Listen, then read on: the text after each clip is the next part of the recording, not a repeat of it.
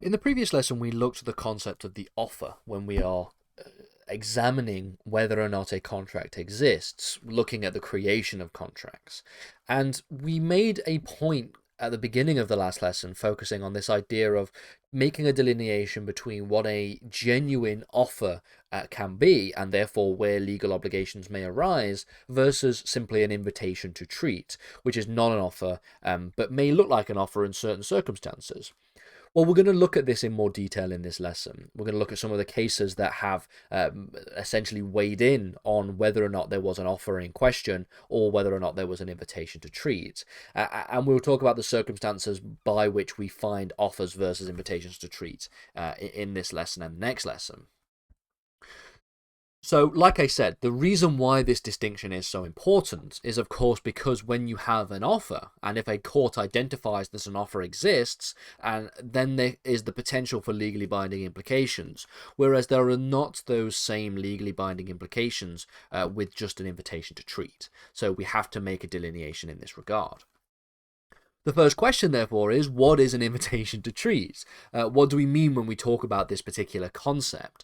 Well, an invitation to treat is simply an indication on the part of one of the parties which suggests that they may be interested in negotiations, and that the negotiations may ultimately lead to an offer being made. So it's almost like, in certain circumstances, the step before the formal issuance of an offer.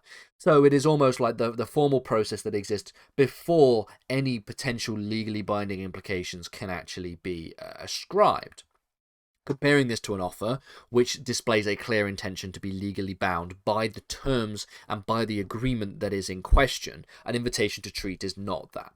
Now, there are many instances where the court has tried to make a distinction between these two concepts. The reason why, as I've said before, is because with an offer, there is legally binding implications. There is this idea that, well, you then have to perform the contract or be in breach of contract.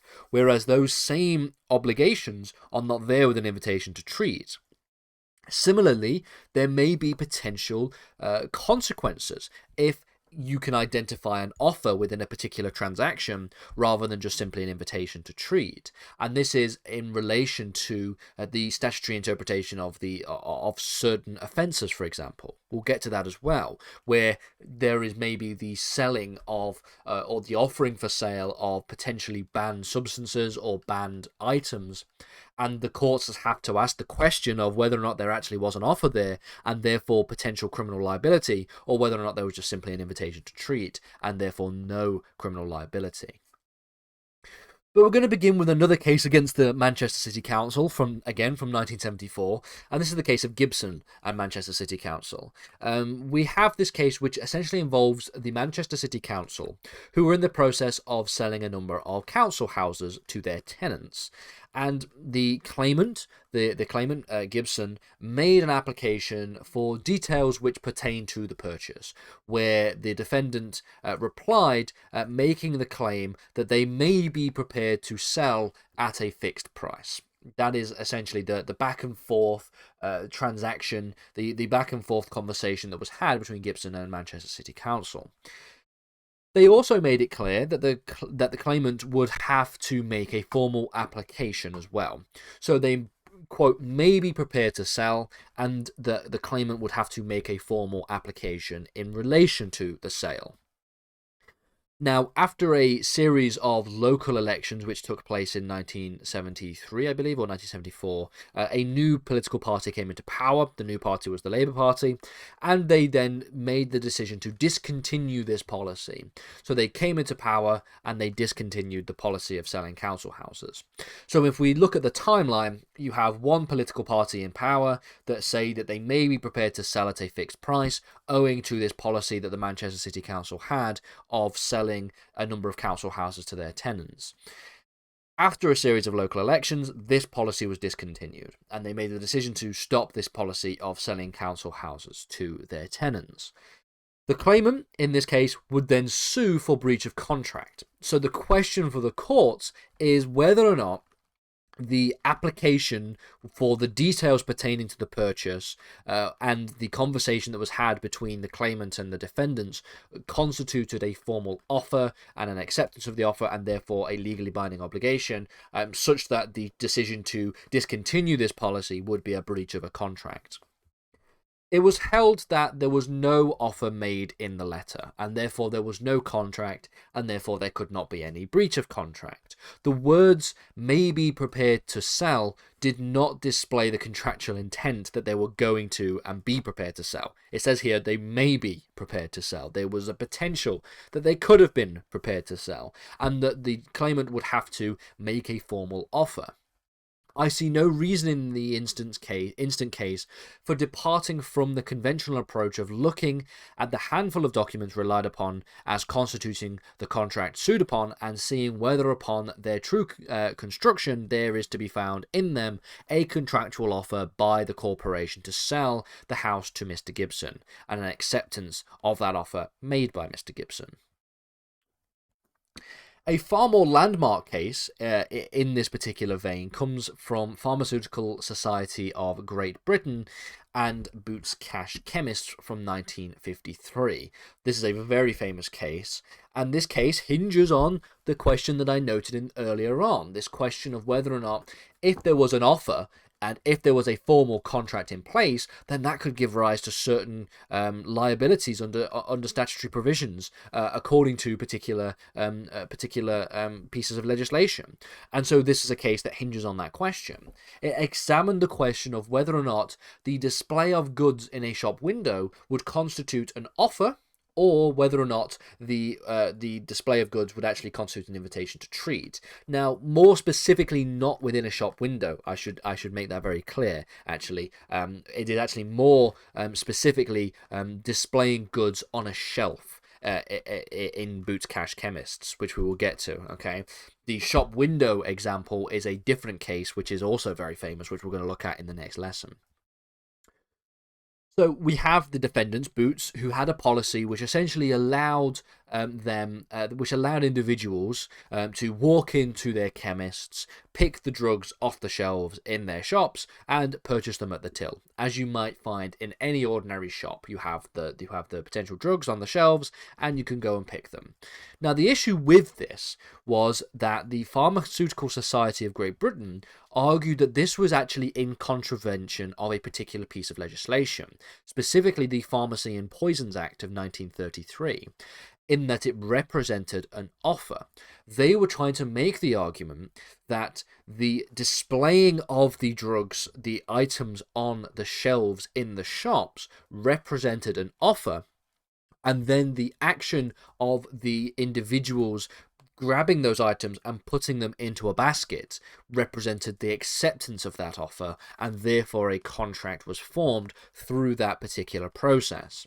Now, they argued that what this did was violate the Pharmacy and Poisons Act of 1933, because the Pharmacy and Poisons Act specified that the sale of drugs required the supervision of a pharmacist. So if the offer existed, if that was an offer by displaying them on the shelves, and that the grabbing of the item and putting it into the shopping basket represented the acceptance of an offer, then that would represent the sale of drugs. And because this was done on the shop floor, it would represent the sale of drugs without the supervision of a pharmacist, therefore a violation of the 1933 Pharmacy and Poisons Act. It was held, however, that the act of displaying the goods on the shelf was not an offer. It was instead an invitation to treat, because the contractual arrangement is only formed when the individual goes to the till and purchases the item, at which point a pharmacist will be present, because they will be the ones who do the transaction at the till, and therefore there is no violation of the law. And so the idea that the display of goods is an offer, and that putting those goods into a basket is an acceptance of that offer, would actually be absurd if we think about it and we looked at how this is applied. Because what this would essentially suggest is, therefore, that every time I go into Tesco or I go into Sainsbury's, I can go up to a shelf and I can take an item and put it in my basket. At that point, I am now legally obliged to go and purchase the item, because that represented an offer and an acceptance of an offer, therefore representing a legally binding agreement. What if then I change my mind and I want to put this item back and get a different item? Do I have to first pay for the item and then therefore go back and change my mind? It doesn't make sense to suggest that an offer is represented as the taking of the item from the shelf. Now, this position is not without its criticisms. Okay, it makes sense to suggest that it is not in and of itself an offer, and that the putting it in the basket is an acceptance of an offer. That doesn't make sense. But are there other ways in which we can think about it? What could it be the case that putting the items in the basket isn't the acceptance, but that the display of goods could still be the offer? Could it be the case, for example, that the display of the goods is the offer to contract, and that the acceptance is represented by the purchase of the items at the till?